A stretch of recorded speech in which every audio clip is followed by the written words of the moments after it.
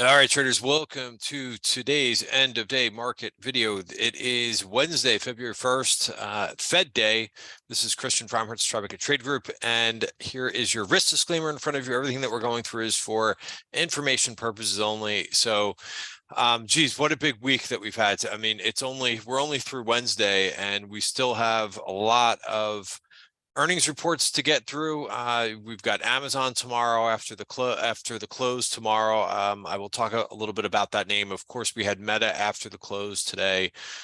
We can talk a little bit about the Fed meeting today. You're going to hear a lot about that, and everybody seems to have an opinion on what they thought, or what they felt Powell said or how he looked. I saw somebody on CNBC said that he was very docile. Okay, he's not a dog, but so it seems that a lot of people have played poker with Powell or something, and they know when he's bluffing, or so again, that's always the case. I think with Fed days is a lot of reading into what he said, and I was try to listen to as much as I can, as well as watch the market reaction. And, I think he said some things that are kind of expected, both dovish and hawkish. What do I mean by that? Well, he said that, hey, there's a chance that we could continue to have to basically, raise rates even more. The market didn't seem to really react to that bad news, because that's not what the market is pricing in.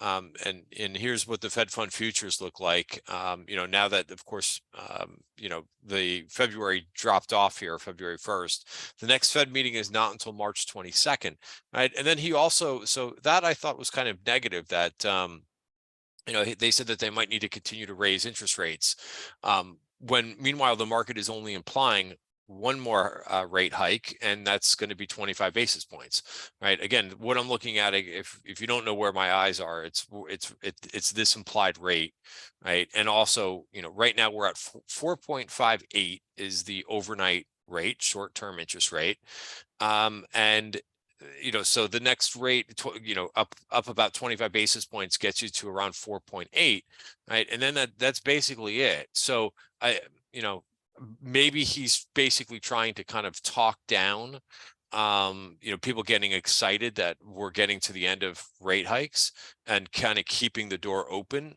because he doesn't know what the next CPI report's going to hold. So I think that makes sense, leaving the door open in case they do need to raise interest rates some more, because of inflation coming back up.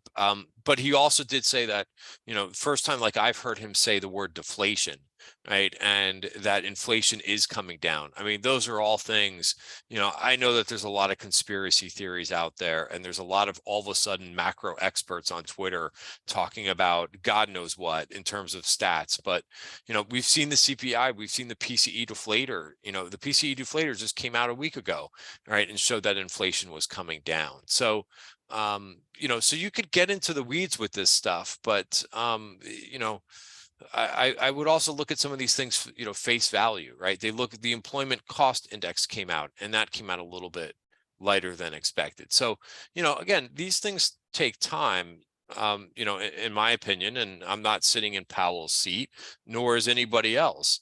So I think I do think it's a matter of time, and things are moving the right way for now. That could, of course, change, right? Everything's always subject to change, but that's what I thought. What helps as well, and what I generally do whenever there's a Fed meeting, or when there's some type of other big event, is I look at what bonds are doing. And of course, this is the short term. People confuse short term and long term interest rates. This is the super short term rate, what the Fed controls, right? The overnight rate. So when I look at TLT, or when I look at ZB, which is 30-year bond futures, right? The Fed doesn't control that. That floats by market expectations to some extent, right? And if you notice what was happening today, this rallied today. So when I see that this is moving the wrong way, or moving down, and interest rates are going higher, right? That's a telltale sign that something's up. That's not what happened today. Bonds went up 1.2%. So that was the one thing. And then this thing, right? The dollar.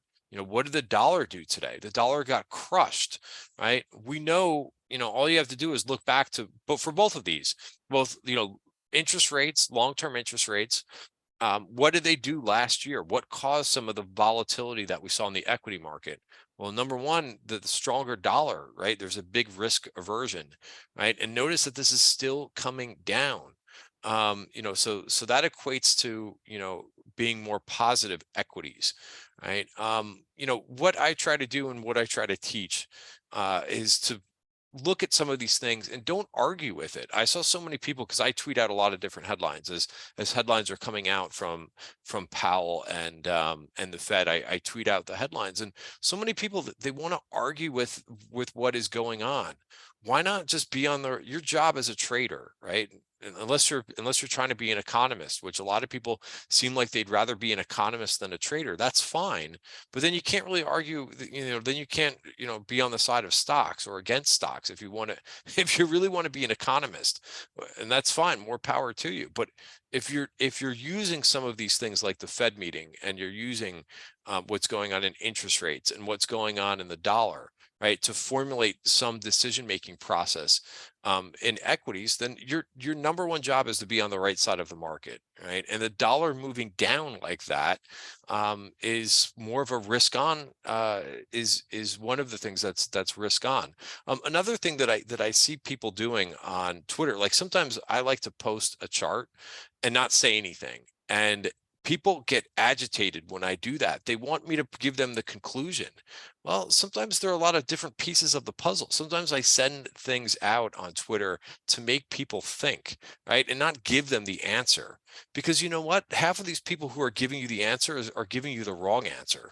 So it's funny. It seems to be a kind of different scenario these days with what is going on with Twitter, right? First of all, number one, everybody wants to be macro and think that they know everything in terms of every data point that comes out, right? I will tell you this, I've been doing this for a long time. I'm not going to, I don't know what every single data point, how it's going to translate into stocks, right? I don't care how many times you overlay it with some other data point. So that's number one. Okay. So number two, today, if you look at the performance, which I'll bring up right here in my spreadsheet, clearly the Qs rallied big time. And look at how much they outperformed. Like the Dow wasn't even positive for it did finish, I guess it did finish green, but really underperforming the Dow stocks. This was all about growth stocks today. Also small caps, right? They were also up big today too. So more risk on moves, right? And if you look at the sectors that I've gotten here, I mean, this is pretty bullish to me. The semiconductors were up huge, and I've been looking at more this ETF, right? Because it's equally weighted, right? This was up at 1.6% today. Again, people like to, again, as long as you're making money, I'm not trying to discourage anybody, but sometimes people don't like to use the ETFs because they think that they can make more money in the single stocks. When you've got a sector like this that's moving, up 5%, sometimes it's easier just to go with the whole group than to try to figure out the one individual name. And I'll give you an example, right? AEHR, which has been an absolute beast this year, right? If you said, hey, I'm going to pick this name because it's a high momentum name, this name was down 1.3%. Now, again, you could have picked some other names and you could have been fine, but sometimes you're better off just picking the whole ETF. If you think that there's momentum in a few different names, right? Sometimes you could capture that momentum with the ETF, which was the equally weighted ETF was closed up 5% for the day, right? And that's better than the SMH ETF did. Again, different, the small companies in an equally weight ETF get the same representation as the larger ETF, as the larger companies. All right, so so really nice. Now I want to talk a little bit about this, right? With the with XSD. Notice that it took out this VPOC. So normally that's a place to take profits, right? Notice the last time that one of these was taken out, you kind of saw a move back and we didn't really return to that level. So depending on your time frame, today may have been a good day for you to sell into. We also have a lot more events to get through the rest of the week, right? tomorrow is the ECB, and I know if you're more US focused, sometimes the market really does move on what Christina Lagarde says and about interest rates. It is a global economy to some extent. So I would be mindful that you're not out of this week's events with the ECB tomorrow and a lot more earnings reports. So I would say, again, I'm not giving any advice or recommendations as always in these videos, but, make sure that you're doing some selling into the strength, right? And, be a smart trader, right? I'm still carrying, of course, exposure. Like I didn't sell everything, but I pick and, I added some, once I kind of got the picture of what the dollar was doing as Powell was speaking and what the VIX was doing, which closed under 18. Sure, I added to a couple things that I felt really, felt more comfortable doing. Like, so for example, I added things like applied materials, right? Speaking of my rule with the semis, I actually did pick an individual name. I picked right around 240 today, some applied material, and that worked. And I took profits I took a couple targets, 118. Here's what I see in this one. And again, a lot of these semis look like this, right? Breaking out of and kind of like an inverted type head and shoulders. So this team is going to report earnings in a couple weeks, but I won't be in it that long. Texas Instruments was another name that I kept seeing just a trickling of call activity, not any huge big call, blocks of calls, but it was enough for me to kind of notice that something looked pretty strong in this. And again, not up as much as the overall sector, up 2.7%. So again, you still would have done better holding the sector ETF. But again, it's a nice move out of this, out of this consolidation. Right. And of course, how could I not forget about AMD? Just a monster move today, right? And that's what drove some of that performance in that XSD ETF. Right. So really nice back above the 200-day moving average. Just to give you a sense of what this looks like on the weekly chart. This is back inside value, and now you've got an 80% bullish rule, perhaps triggering. It actually did trigger, right? So it's 80% that we could go from one end of the value area to the other. I mean, really impressive. So again, like that's, I was a little bit early talking about the semis, I think about 2 weeks ago, right? I started to notice some rotation. I sent out on my Substack, I sent out like cadence, synopsis. I was also talking about AMBA a couple weeks ago. So I was a little bit early noticing that there was some strength in the semis because they didn't just take off from there. But I did catch the move, pretty nicely. SLAB reported earnings. They were up 14% today. Rambus was one that I caught, which was up 7%. That for whatever reason, I grouped these two stocks together, which also had a nice day today, which was up 7%, which I'm holding in the TTG trend portfolio. This was out to new highs. And I really liked the pullback in Rambus into the 20-day moving average. Such a strong name, and it actually hit the top of value, but it's up 7% today. Oh, I thought I got scared. I thought for a second it might report earnings tomorrow, so I'll be out of that before 2/6. But look at that. I mean, really, really nice move in this one, and that was a name that I put on yesterday at 11 o'clock. So caught the 7% move in that. The steel names, right? It's just a very interesting combination, right? When you think about semiconductors and steel names, STLD breaking out. So I played Nucor today. Nucor also had good earnings.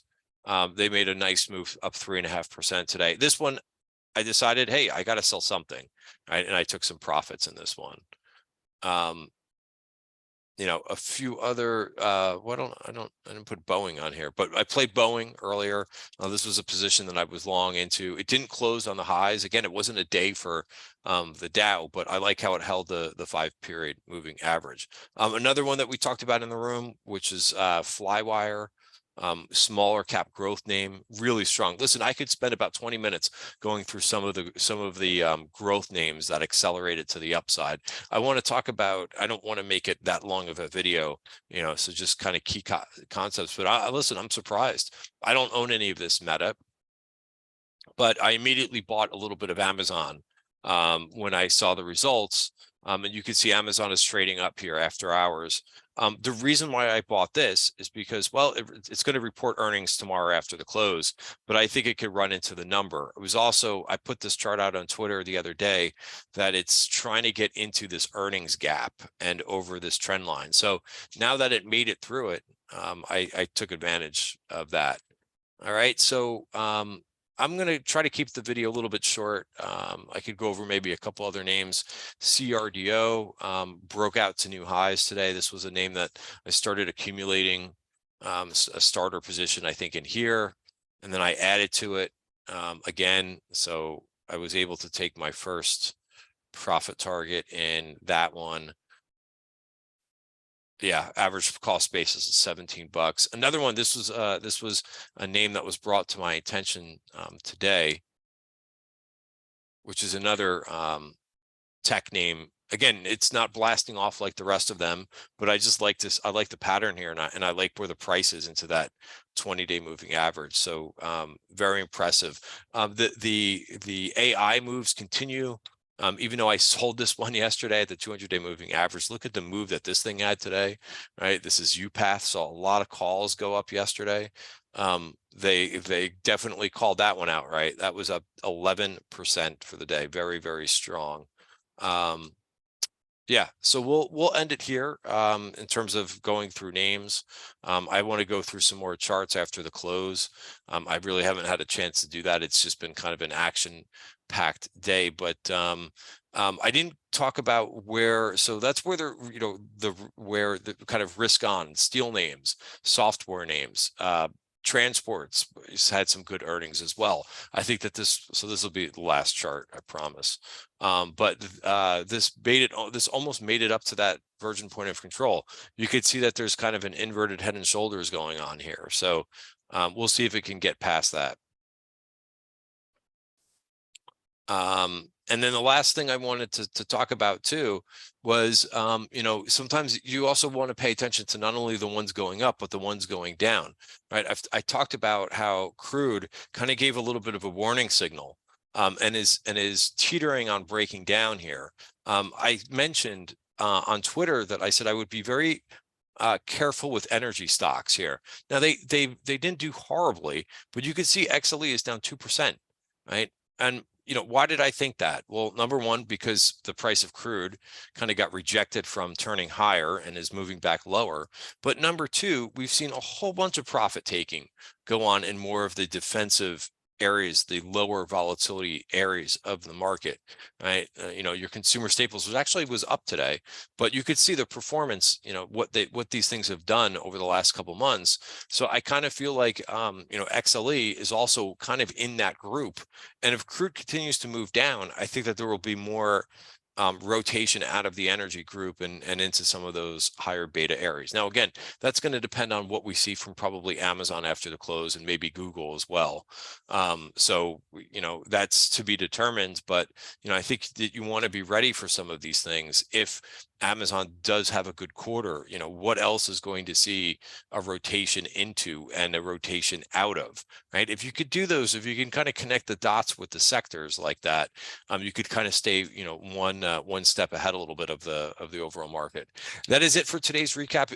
If you enjoy, this analysis that I've been bringing you, don't hesitate to sign up for a month at Tribeca Trade Group and see if you like it. You do get a half off the first month if you're a new member, so that you can kind of do a little bit of a trial and get your feet wet to see if it's the analysis that you like. We throw a lot of things at you, but of course you can decide whether or not how much time you could be in the trading room. If not, I send midday notes out as well as videos, so you could take advantage of those if you can't be in the trading room all day. And of course you could put alerts on, but I'll tell you, I have a lot of people who I'll just make this very brief. A lot of people who sometimes come in and they really want to know like what my performance is every day.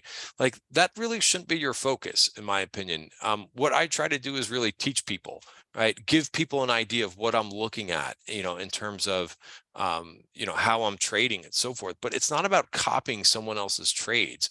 It's about, really kind of teaching someone to fish, right? Rather than, feeding them. That's what we try to do. And we try to make everybody a better trader.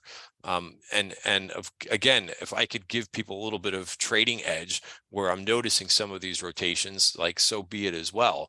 But the goal is to kind of formulate, a little bit of a trading plan for yourself. Why do I say that? Because everybody's personality, risk objectives, right? Goals, everybody's is different. So you can't replicate someone else's trades 100% because they're a different person than you are. And I say this to people all the time who try to come in the room and try to replicate. If it's not my trade, sometimes they try to replicate other people's trades in the room. So you can of course decide to take someone else's trade if you put it in your system and it lines up, but by no means, like, copying is never going to work. So I think, if you've tried different trading rooms, you come to that conclusion on your own. But anyway, I'll leave it there. There's a lot more to get through this week, so hang in there, trade responsibly, and I'll see you guys bright and early tomorrow. Have a great night.